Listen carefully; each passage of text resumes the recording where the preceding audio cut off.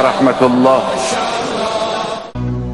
آخرین جمله را هم به امام و مقتدای خودمون ولی عصر ارواحنا فدا عرض کنیم.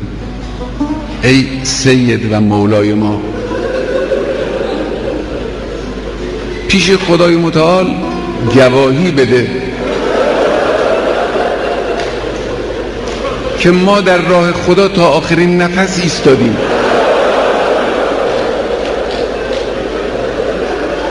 بزرگترین آرزو و افتخار بنده این است که در این راه پر افتخار، پر فیض، پر بهجت جان خودم را تقدیم کنم.